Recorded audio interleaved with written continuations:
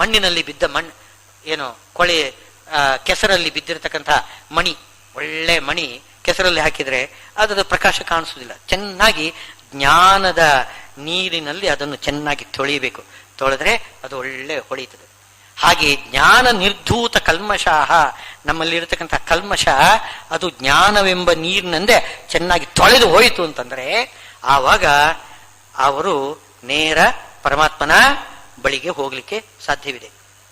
ಇವರು ಹೇಳ್ತಾರೆ, ವಾದಿರಾಜರು ವೈಕುಂಠ ವರ್ಣನೆಯಲ್ಲಿ ಹೇಳ್ತಾರೆ, ಮುಕ್ತಿ ಮಂದಿರಕ್ಕೆ ಹೋಗಬೇಕಾಗಿದ್ರೆ ಲಿಂಗಭಂಗವಾಗಲೇಬೇಕು. ಯಾಕೆಂದ್ರೆ ಲಿಂಗ ಶರೀರ ಇದೆಯಲ್ಲ ಅದು ಮಲಿನ ವಸ್ತ್ರ, ಅದು ಮೈಲಿಗೆ ವಸ್ತ್ರ. ಸ್ನಾನ ಮಾಡಿ ಆ ಮೈಲಿಗೆ ವಸ್ತ್ರವನ್ನು ತೆಗೆದುಬಿಟ್ಟು ಒಳ್ಳೆ ಮಡಿ ಉಟ್ಟುಕೊಂಡು ದೇವರ ಮನೆಗೆ ಹೋಗಬೇಕು ತಾನೆ. ಆದ್ದರಿಂದ ಲಿಂಗಭಂಗ ಮಾಡಿಕೊಂಡು ಆ ಶುದ್ಧ ಸತ್ವಮಯವಾದ ಬಟ್ಟೆ ಬೇರೆನೆ ಕೊಡ್ತಾನೆ ಭಗವಂತ. ಶುದ್ಧ ಸತ್ವಾತ್ಮಕವಾದ, ಇದು ತ್ರಿಗುಣಾತ್ಮಕವಾದ್ದು. ಇದು ಮೈಲಿಗೆ ಯಾಕೆ ಅಂತಂದ್ರೆ, ಈ ಲಿಂಗ ಶರೀರ ಮೈಲಿಗೆ ಯಾಕೆ ಅಂತಂದ್ರೆ ಅದು ತ್ರಿಗುಣಾತ್ಮಕ. ಅಲ್ಲಿ ಸತ್ವ ರಜಸ್ಸು ತಮಸ್ಸು ಮೂರು ಇದೆ. ಆದರೆ ವೈಕುಂಠದಲ್ಲಿ ಇರತಕ್ಕಂಥವರು ಬಟ್ಟೆ ಉಡ್ತಾರೆ, ಆ ಬಟ್ಟೆ ಶುದ್ಧ ಸತ್ವಮಯವಾದ್ದು, ಅದು ಮಡಿ. ಆ ಮಡಿ ಬಟ್ಟೆ ಉಟ್ಕೊಂಡೇ ದೇವರ ಮನೆಗೆ ಹೋಗ್ಬೇಕಂತ. ಹಾಗೆ ಜ್ಞಾನ ನಿರ್ಧೂತ ಕಲ್ಮಷಾಹ, ನಿರ್ಧೂತ ಕಲ್ಮಷ, ಎಲ್ಲ ಕಲ್ಮಷವನ್ನು ತೊಳೆದುಕೊಂಡು ಏನು ಅಪುನರಾವೃತ್ತಿಂ, ಪುನರಾವೃತ್ತಿ ಇಲ್ಲದೆ ಇರತಕ್ಕಂಥ ವೈಕುಂಠ ಲೋಕಕ್ಕೆ ಹೋಗ್ತಾರೆ. ವೈಕುಂಠ ಲೋಕದಲ್ಲಿ ಎರಡು ಭಾಗ ಇದೆ ನೋಡಿ. ವೈಕುಂಠ ಲೋಕದಲ್ಲಿಯೂ ಕೂಡ ಮುಕ್ತ ಸ್ಥಾನ ಅಮುಕ್ತ ಸ್ಥಾನ ಅಂತ ಎರಡಿದೆ. ಅಮುಕ್ತ ಸ್ಥಾನಕ್ಕೆ ಹೋದ್ರೆ ಹಿಂದೆ ಬರ್ಲಿಕ್ಕಿದೆ. ಈಗ ಜಯವಿಜಯರು ಅಲ್ಲಿದ್ದಾರೆ, ನಿಂತುಕೊಂಡವರು ಶಾಪದಿಂದ ಭೂಮಿಗೆ ಇಳಿದು ಬಂದು ಹಿರಣ್ಯಾಕ್ಷ ಹಿರಣ್ಯಕಶಿಪುಗಳಾಗಿ ರಾವಣ ಕುಂಭಕರ್ಣರಾಗಿ ಶಿಶುಪಾಲದಂತವಕರಾಗಿ ಹುಟ್ಟಿ ಎಷ್ಟು ಕಷ್ಟಪಟ್ಟಿದ್ದಾರೆ ನೋಡಿ. ನಿಜವಾಗಿಯೂ ತುಂಬಾ ಕಷ್ಟಪಟ್ಟಿದ್ದಾರೆ. ನೋಡಿದ್ರೆ ಏನೋ ದೌಷ್ಟ್ಯ ತೋರಿಸಿದ್ರು, ಏನೋ ಲೋಕಂ ರಾವೈತಿ, ಲೋಕ ಅಳುವ ಹಾಗೆ ಮಾಡಿದ ರಾವಣ ಅಂತ ಅವ್ರಿಗೆ. ಆದರೆ ಅವರು ಎಷ್ಟು ಅಳಿಸಿದ್ದಾರೆ ಲೋಕವನ್ನು, ಅದಕ್ಕಿಂತ ಹೆಚ್ಚು ಅವರು ಹತ್ತಿರ್ತಾರೆ ಒಳಗಡೆ. ಅವರ ಶರೀರದೊಳಗೆ ಆ ಅಸುರಾವೇಶ ತಾನೆ. ಅಸುರರ ಜೊತೆಗೆ ಒಂದೇ ಮನೆಯಲ್ಲಿ ಇರಬೇಕು ಅಂತಂದ್ರೆ ಎಷ್ಟು ಕಷ್ಟ. ಒಂದೇ ಮನೆಯಲ್ಲಿ ನಮ್ಮವರೇ ನಮಗೆ ವಿರೋಧ ಮಾಡಿದರೆ ನಮ್ಗೆ ಕಷ್ಟ ಆಗುತ್ತೆ. ಒಂದೇ ಮನೆಯಲ್ಲಿ ಒಂದೇ ಶರೀರದೊಳಗೆ ಇದ್ದು ನಮಗೆ ತೊಂದರೆ ಮಾಡಿದರೆ ಹೇಗಿರ್ತದೆ ಆಲೋಚನೆ ಮಾಡಿ. ಹೇಳಲಿಕ್ಕಲ್ಲ ಬಿಡ್ಲಿಕ್ಕಲ್ಲ, ಅಂಥ ಒಂದು ದುಃಖ. ಎಷ್ಟು ದುಃಖ ಪಟ್ಟಿರ್ತಾರೆ ಅವರು, ಅಂಥ ದುಃಖ ಬರ್ತದೆ. ಯಾಕೆ? ಅದು ವೈಕುಂಠದಲ್ಲಿ ಇರತಕ್ಕಂಥವರಿಗೆ ಇಂಥ ಗತಿ ಆಯಿತು, ವೈಕುಂಠದ ದ್ವಾರಪಾಲಕರಾಗಿ ಇರತಕ್ಕಂಥವರಿಗೆ ಇಂಥ ಗತಿ ಆಯಿತು ಅಂತಂದರೆ ಕೇಳಬೇಕೆ ನಮಗೆ? ಆದ್ರಿಂದ ಇನ್ನು ಒಳಗಡೆ ಹೋಗ್ಬೇಕು. ಇವರು ದ್ವಾರಪಾಲಕರಿಗೆ ಹೊರಗಡೆ ನಿಂತಿದ್ದಾರೆ, ಒಳಗಡೆ ಪ್ರವೇಶ ಇಲ್ಲ. ಅವರಿಗೂ ಕೂಡ ಒಳಗೆ ಪ್ರವೇಶ ಇಲ್ಲ. ಅವರಿಗೂ ಕೂಡ ದೇವರ ದರ್ಶನ ಆಗಬೇಕಾಗಿದ್ರೆ ಪರಮಾತ್ಮ ಒಳಗಿಂದ ಹೊರಗಡೆ ಬರಬೇಕು. ಹಾಗಲ್ಲ, ಅಪುನರಾವರ್ತಿ, ಪುನರಾವರ್ತಿ ಇಲ್ಲದೇ ಇರತಕ್ಕಂಥ ವೈಕುಂಠ ಲೋಕಕ್ಕೆ ಹೋಗಬೇಕಾಗಿದ್ರೆ ಈ ಜ್ಞಾನವೆಂಬ ನೀರಿನಿಂದ ನಮ್ಮ ಸ್ವರೂಪ ಶರೀರಕ್ಕೆ ಅಂಟಿಕೊಂಡಿರತಕ್ಕಂಥ ಕೊಳೆ ಯಾವುದುದೋ ಲಿಂಗ ಶರೀರ ಮುಂತಾದವುಗಳು ಎಲ್ಲ ಪ್ರಾಕೃತವಾದ ಶರೀರ, ಅದನ್ನೆಲ್ಲ ತೆಗಿಬೇಕು, ತೊಳೆದು ಹಾಕ್ಬೇಕು. ಜ್ಞಾನ ನಿರ್ಧೂತ ಕಲ್ಮಷಾಹ ಗಚ್ಚಂತಿ ಅಪುನರಾವೃತ್ತಿಂ. ಪುನರಾವೃತ್ತಿ, ಪುನರಾವೃತ್ತಿ ಅಂದ್ರೆ ಪುನಃ ಸಂಸಾರಕ್ಕೆ. ಪುನರಾವೃತ್ತಿ ಅಂದ್ರೆ ಪುನಃ ಸಂಸಾರಕ್ಕೆ ಬರುವುದಿಲ್ಲ.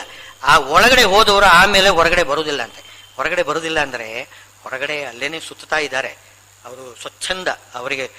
ಅವರೇನು ಕಟ್ಟಿ ಹಾಕಿದಾಗೆ ಅದೊಂದು ಏನೋ ಗೃಹ ಬಂಧನ ಅಂತ ತಿಳ್ಕೊಳ್ಬಾರ್ದು.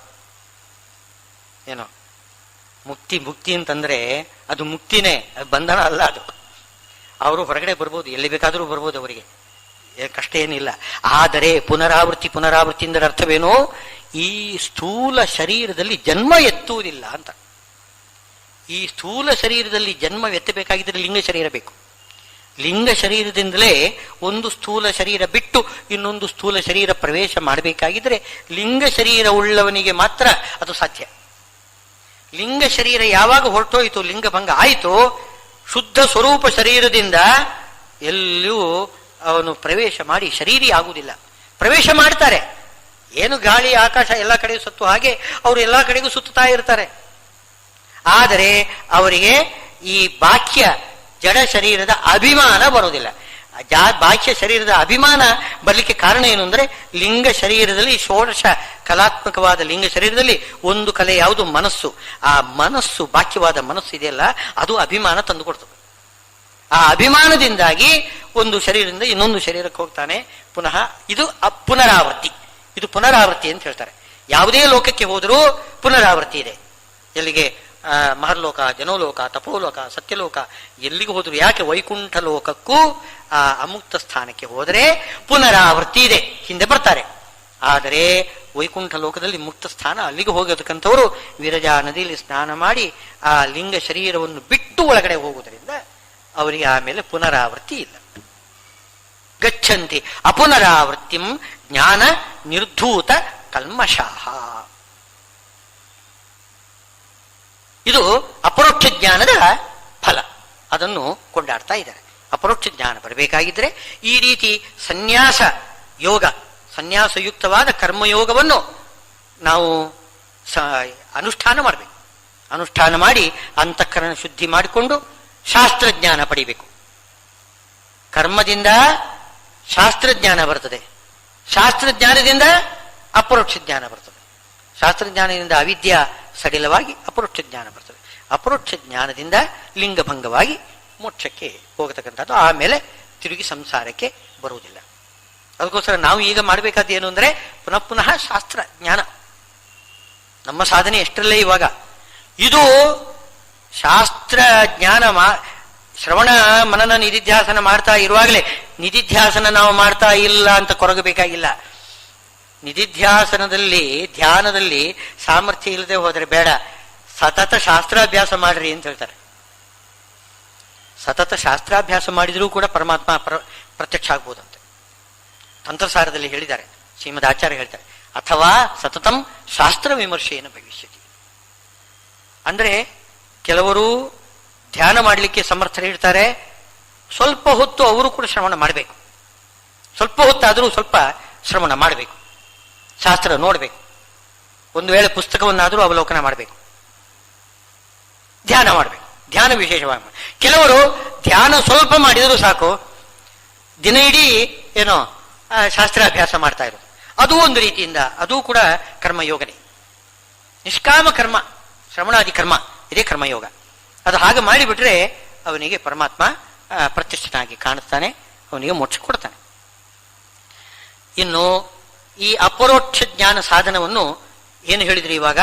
ಪುನಃ ಪುನಃ ಶಾಸ್ತ್ರಾರ್ಥ ಅಭ್ಯಾಸ ಮಾಡತಕ್ಕಂಥದ್ದು ಅಂತ ಒಂದು ಹೇಳಿದ್ದಾರೆ.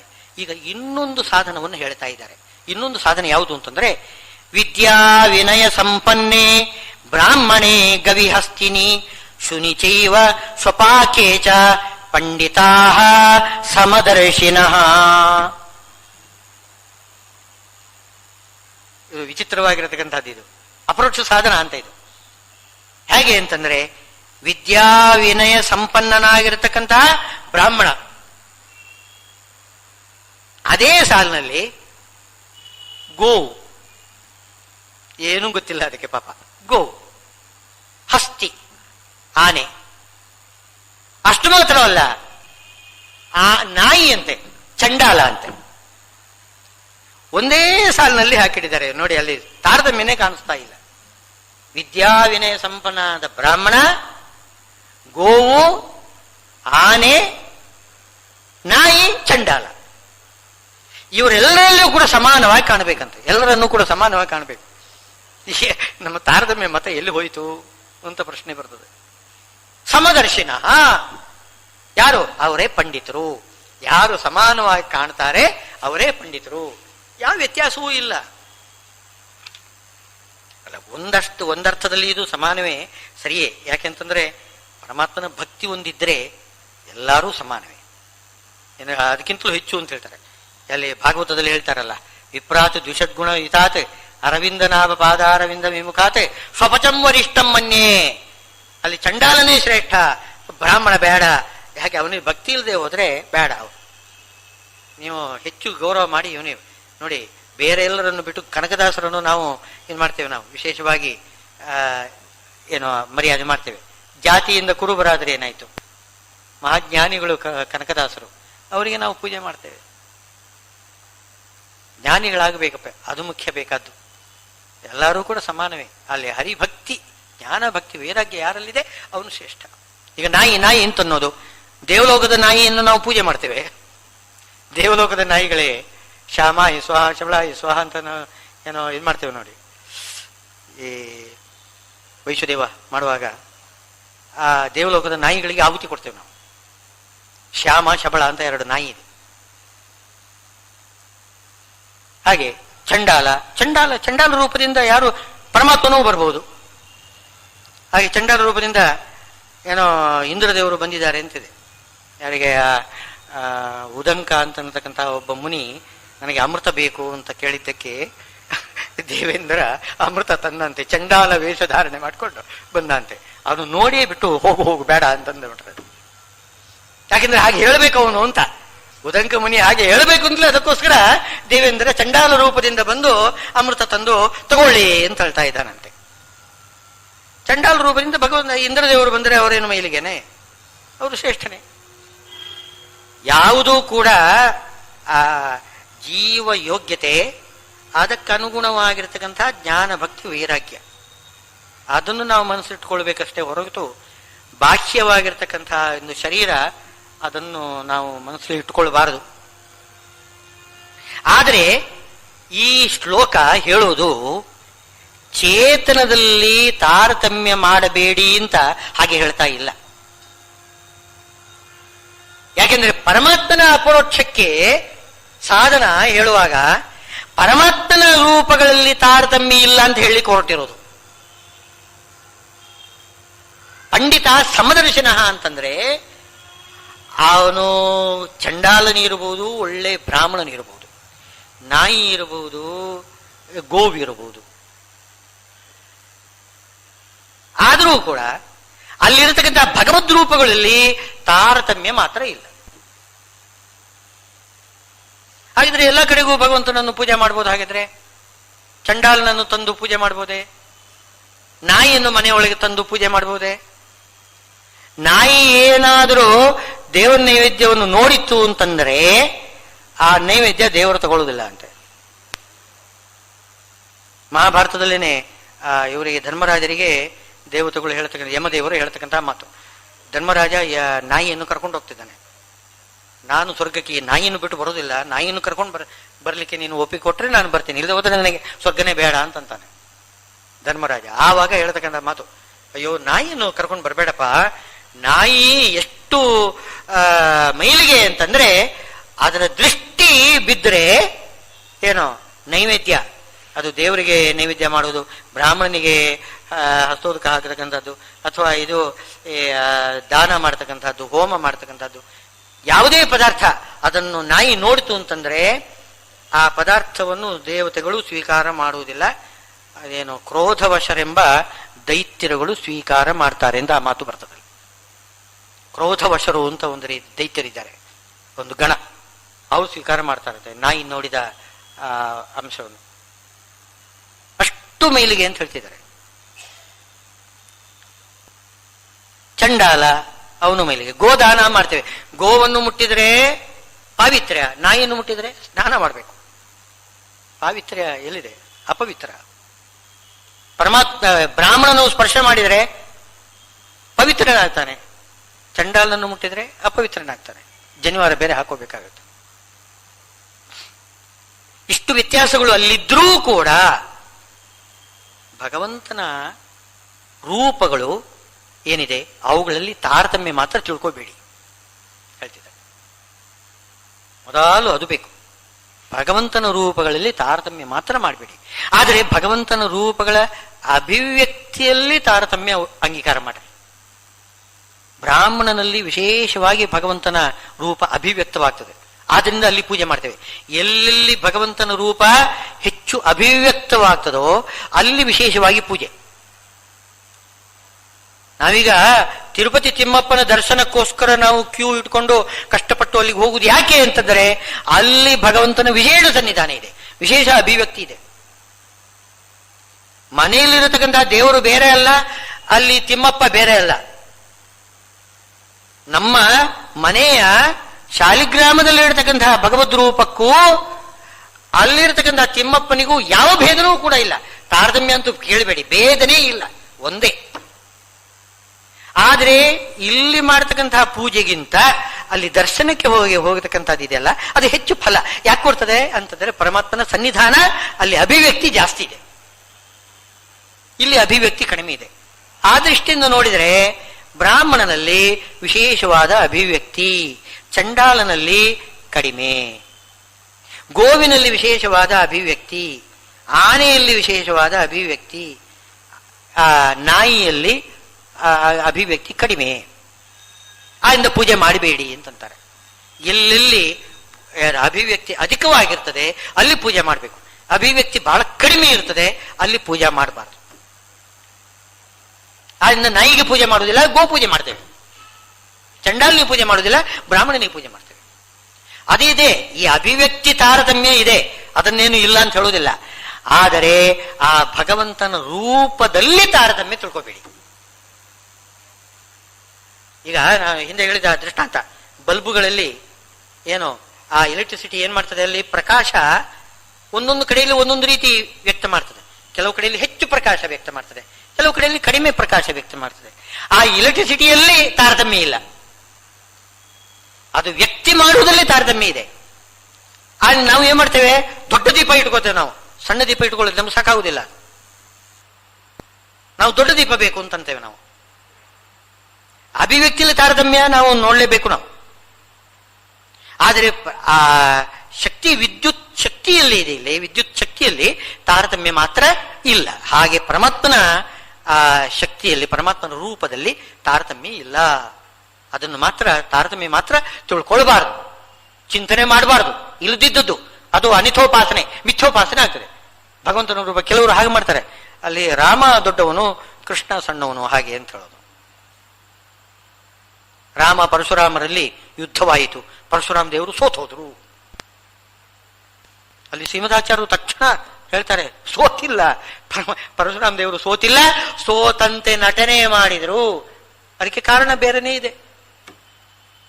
ಸೋತಂತೆ ನಟನೆ ಮಾಡಿದ್ದು ಪರಶುರಾಮ ದೇವರು, ರಾಮದೇವರು ಆಲಿಂಗನ ಮಾಡಿಕೊಂಡು ಒಂದಾಗಿಬಿಟ್ರು ಒಂದು ಕ್ಷಣದಲ್ಲಿ, ಆಮೇಲೆ ಎರಡಾಗಿ ಬೇರೆ ಆಗಿಬಿಟ್ರು. ರೂಪದಲ್ಲಿ ಭೇದನವೇ ಇಲ್ಲ.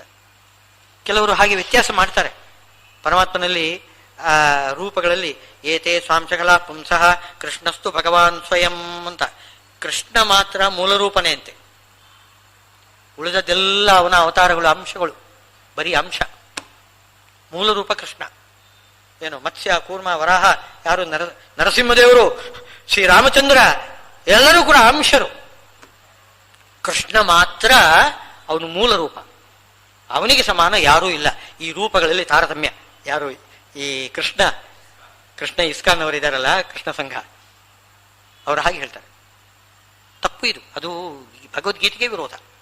ಪರಮಾತ್ಮನ ರೂಪಗಳಲ್ಲಿ ಯಾವತ್ತೂ ಕೂಡ ಭೇದವನ್ನು ತಿಳಿಯಬಾರದು. ಅವನು ಎಲ್ಲೇ ಇದ್ರೂ ಕೂಡ ಅವನು ನಿರ್ದೋಷ,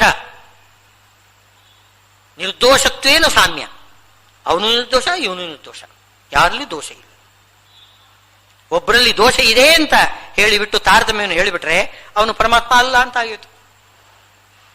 ಪರಮಾತ್ಮನ ಲಕ್ಷಣ ಏನಪ್ಪಾ, ನಿರ್ದೋಷನಾಗಿರಬೇಕು, ಗುಣಪೂರ್ಣನಾಗಿರಬೇಕು, ಅವನೇ ಪರಮಾತ್ಮ. ನಮಗೆ ಹೆಸರು ಮುಖ್ಯ ಅಲ್ಲ, ಯಾವ ಹೆಸರಿಂದ ಬೇಕಾದರೂ ಕರೀರಿ. ಅಲ್ಲಿ ಸ ಬ್ರಹ್ಮ ಸಶಿವ ಸಹರಿ ಸೇಂದ್ರ ಸೋಕ್ಷರ ಪರಮ ಸ್ವರಾಟ್ ಅಂತ. ಅವನು ಬ್ರಹ್ಮ ಅಂತ ಹೇಳಿ, ಶಿವ ಅಂತ ಹೇಳಿ, ಯಾವುದೇ ಶಬ್ದದಿಂದ ಹೇಳಿ, ಅವನು ಒಬ್ಬನೇ ಪರಮಾತ್ಮ. ಯಾರು ಅವನು? ನಿರ್ದೋಷನಾಗಿರ್ತಕ್ಕಂಥವನು, ಸರ್ವಗುಣ ಪೂರ್ಣನಾಗಿರ್ತಕ್ಕಂಥವನು, ಇವನೇ ಭಗವಂತ. ನೀವು ಒಂದು ರೂಪ, ಅಲ್ಲಿರ್ತಕ್ಕಂತಹ ರೂಪ ದೋಷ ಇದೆ, ಇದರಲ್ಲಿ ದೋಷ ಇಲ್ಲ, ಅದಕ್ಕಿಂತ ಇದು ದೊಡ್ಡದು ಹಾಗೆ ಅಂತ ಏನಾದ್ರೂ ತಾರತಮ್ಯ ಹೇಳಿಬಿಟ್ರೆ ಅದು ಬೇರೆ ಇದು ಬೇರೆ ಅಂತ ಆಗೋಯ್ತು. ಹಾಗಿದ್ರೆ ಅವನು ಪರಮಾತ್ಮ ಅಲ್ಲ. ಇವನು ಪರಮಾತ್ಮ ಅಂತ ಹೇಳೋಣ ಅಂದ್ರೆ ಇವನಿಗಿಂತ ಇನ್ನೊಬ್ಬ ಹೆಚ್ಚು ಶಕ್ತಿ ಉಳ್ಳದ್ದು ಇನ್ನೊಂದು ರೂಪ ಕಾಣಿಸ್ತದೆ. ಹಾಗಾದ್ರೆ ಇದು ಪರಮಾತ್ಮ ಅಲ್ಲ, ಅದು ಪರಮಾತ್ಮ ಅಲ್ಲ, ಯಾರೂ ಅಲ್ಲ, ಎಲ್ಲೂ ಇಲ್ಲ, ಪರಮಾತ್ಮನೇ ಇಲ್ಲ ಅಂತ ಅನ್ನೋಲ್ಲಿ ಪರಿವಸಾನ ಆಗಿಬಿಡ್ತದೆ. ಪರಮಾತ್ಮನ ರೂಪಗಳಲ್ಲಿ ಭೇದವನ್ನು ಹೇಳಿಬಿಟ್ರೆ ಆಮೇಲೆ ಪರಮಾತ್ಮನೇ ಇಲ್ಲ ಅಂತ ಅನ್ನೋಲ್ಲಿ ಪರಿವಸಾನ, ನಾಸ್ತಿಕ್ಯದಲ್ಲಿ ಪರಿವಸಾನ ಆಗುತ್ತೆ. ನಿರ್ದೋಷತ್ವ ಹೊರಟೋಗ್ತದೆ. ಇಷ್ಟೇ. ನೀವು ತಾರತಮ್ಯ ಹೇಳಿದ್ರಿ ಅಂತಂದ್ರೆ ನಿರ್ದೋಷತ್ವ ಹೊರಟೋಯ್ತು. ದೋಷ ಯಾವುದು ಅಂತಂದ್ರೆ ಈ ತಾರತಮ್ಯ. ತಾರತಮ್ಯ ಎಂಬುದು ದೋಷ. ಅವನಿಗಿಂತ ಇನ್ನೊಬ್ಬ ಶ್ರೇಷ್ಠ ಇದ್ದಾನೆ ಅಂತಂದರೆ ಇವನು ದೋಷವುಳ್ಳವನೇ, ಇವನಲ್ಲಿ ದೋಷ ಇದೆ. ಏನ್ ದೋಷ? ಅವನಿಗಿಂತ ಇವನು ಕಡಿಮೆ, ಇದೇ ದೋಷ. ಒಬ್ಬನಿಗಿಂತ ಇನ್ನೊಬ್ಬ ಕಡಿಮೆ ಅಂತಂದ್ರೆ ಅದು ಅವನ ದೋಷ. ಹೀಗೆ ದೋಷಗಳನ್ನು ಹೇಳ್ತಾ ಬಂದರೆ ಆವಾಗ ಪರಮಾತ್ಮ ನಿರ್ದೋಷ ಆಗುವುದಿಲ್ಲ, ಅವನು ಪರಮಾತ್ಮನೇ ಅಂತ ಅನಿಸೋದೇ ಇಲ್ಲ. ಪರಮಾತ್ಮನ ಅಸ್ತಿತ್ವವನ್ನೇ ನಾವು ನಿರಾಕರಣೆ ಮಾಡಿದಾಗಾಯ್ತು. ಅಂದ ಪರಮಾತ್ಮನ ರೂಪಗಳಲ್ಲಿ ತಾರತಮ್ಯವನ್ನು ತಿಳ್ಕೊಳ್ಳಬಾರದು. ಪಂಡಿತಾ ಸಮದರ್ಶಿನಃ ಅಂತ ಅಲ್ಲಿ ಸ್ವಾರಸ್ಯ. ಪಂಡಿತಾ ಸಾಮ್ಯದರ್ಶಿನಃ ಅಂತ ಹೇಳಲಿಲ್ಲ. ವಿದ್ಯಾ ವಿನಯ ಸಂಪನ್ನೆ ಬ್ರಾಹ್ಮಣೆ ಗವಿ ಹಸ್ತಿನಿ ಅಂತ ಬ್ರಾಹ್ಮಣನಲ್ಲಿ, ಚಂಡಾಲನಲ್ಲಿ, ಗೋವಿನಲ್ಲಿ, ಆನೆಯಲ್ಲಿ, ನಾಯಿಯಲ್ಲಿ ಸಾಮ್ಯವನ್ನು ಯಾರು ತಿಳಿಯುತ್ತಾರೋ ಅವರು ಪಂಡಿತರು ಅಂತ ಹೇಳಲಿಲ್ಲ. ಸಮವನ್ನು ಯಾರು ತಿಳ್ಕೊಳ್ತಾರೋ ಅವರು ಪಂಡಿತರು ಅಂತ ಹೇಳಿದ್ದಾರೆ. ಆದ್ದರಿಂದ ಇವರಲ್ಲಿ ಸಾಮ್ಯವನ್ನು ತಿಳ್ಕೊಳ್ಬಾರ್ದು. ಸಾಮ್ಯವನ್ನು ತಿಳ್ಕೊಳ್ಳುವುದೇ ವೈಷಮ್ಯ ಆಗ್ತದೆ. ವಿಷಮಾನಾಂ ಸಮಾ ತಥಾ ಅಂತ. ಸಮಾನಾಂ ವಿಷಮಾ ಪೂಜಾ. ಸಮಾನರಾಗಿರುವವರಿಗೆ ವೈಷಮ್ಯ ಮಾಡಿದರೆ ಅದು ದೋಷ ಆಗತ್ತೆ. ಸಮಾನರಲ್ಲದವರನ್ನು ಸಮಾನರು ಅಂತ ತಿಳ್ಕೊಂಡ್ರೆ ಅದು ವೈಷಮ್ಯ ಆಗ್ತದೆ. ಈ ವೈಷಮ್ಯ ಮಹಾದೋಷ, ಅದು ಬಹಳ ಅನರ್ಥಕರಾಗ್ತದಂತೆ. ಸಮಾನರಿಗೆ ವೈಷಮ್ಯದಿಂದ ಪೂಜಾ ಮಾಡೋದು, ಸಮಾನರಲ್ಲದವರಿಗೆ ಸಮಾನವಾಗಿ ಪೂಜಾ ಮಾಡೋದು, ಇದು ಎರಡೂ ಕೂಡ ನರಕ ಸಾಧನ ಅಂತೆ. ಹಾಗೆ ಮಾಡಬಾರ್ದು ಅಂತ ಹೇಳ್ತಿದ್ದಾರೆ. ಅಂತೆ ಅಂದ್ರೆ ಅರ್ಥವೇನು? ಸಾಮ್ಯವನ್ನು ತಿಳ್ಕೊಳ್ಬಾರ್ದು ಅಂತ ಹೇಳಬೇಕಾಗಿತ್ತು. ಹಾಗೆ ಹೇಳಲಿಲ್ಲ. ಸಮದರ್ಶಿನ ಅಂತಂದಿದ್ದಾರೆ. ಅಂದರೆ ಪರಮಾತ್ಮನ ರೂಪಗಳಲ್ಲಿ ಭೇದವನ್ನು ತಿಳ್ಕೊಳ್ಬಾರದು, ತಾರತಮ್ಯ ತಿಳ್ಕೊಳ್ಬಾರದು. ಅಂದರೆ ಗೋವು ಬ್ರಾಹ್ಮಣ ಇವರಲ್ಲಿ ಸಮನಾದ ಪರಮಾತ್ಮನನ್ನೇ ತಿಳ್ಕೊಳ್ಳಬೇಕು. ಸಾಮ್ಯವನ್ನು ತಿಳ್ಕೊಳ್ಬಾರದು, ಸಮನಾದ ಪರಮಾತ್ಮನನ್ನೇ ತಿಳ್ಕೊಳ್ಬೇಕು. ಸಮದರ್ಶಿನ, ಸಮನನ್ನು ತಿಳ್ಕೊಳ್ಬೇಕು, ಅವರು ಪಂಡಿತರಾಗ್ತಾರೆ ಅಂತಂತಾರೆ. ಇದು ಈ ರೀತಿಯಾಗಿ ಪರಮಾತ್ಮನು ಎಲ್ಲಾ ಕಡೆಗೂ ಕೂಡ ಸರ್ವಜ್ಞನ ನಿರ್ದೋಷನಾಗಿದ್ದಾನೆ, ಸಮಾನನಾಗಿದ್ದಾನೆ ಇಂತ ಹೀಗೆ ತಿಳ್ಕೊಳ್ಳುವುದೇ ಶಾಸ್ತ್ರದ ಜ್ಞಾನ. ಈ ಶಾಸ್ತ್ರಜ್ಞಾನ ಅಪರೋಕ್ಷ ಜ್ಞಾನಕ್ಕೆ ಸಾಧನ. ಶಾಸ್ತ್ರಜ್ಞಾನ ಯಾವಾಗ ಅಪರೋಕ್ಷ ಜ್ಞಾನ ಸಾಧನ ಅಂತ ಹಿಂದೆ ಹೇಳಿದ್ದಾರೆ. ಈ ಶಾಸ್ತ್ರ ಇದು ಒಂದು ಶಾಸ್ತ್ರಜ್ಞಾನ. ಪರಮಾತ್ಮನ ರೂಪಗಳಲ್ಲಿ ಸಾಮ್ಯವೇ ಇದೆ ಹೊರತು ತಾರತಮ್ಯ ಇಲ್ಲ. ಅವನು ನಿರ್ದೋಷತ್ವೇನ ಸಮಾನನಾಗಿದ್ದಾನೆ, ಅರ್ಥಾತ್ ನಿರ್ದುಷ್ಟನಾಗಿದ್ದಾನೆ. ನಿರ್ದುಷ್ಟನಾಗಿದ್ದಾನೆ ಅಂತ ತಿಳ್ಕೊಳ್ಳುವುದು ಶಾಸ್ತ್ರಜ್ಞಾನ. ಅದು ಅಪರೋಕ್ಷ ಜ್ಞಾನಕ್ಕೆ ಸಾಧನ ಆಗ್ತದೆ ಅಂತ ಎಷ್ಟು ಹೇಳ್ತಾ ಇದ್ದಾರೆ ಅಂತ ನೋಲಿಗೆ ಇಂದಿನ ಪ್ರವಚನ ಮುಕ್ತಾಯ ಮಾಡ್ತಾನೆ. ಶ್ರೀಕೃಷ್ಣಾರ್ಪಣ.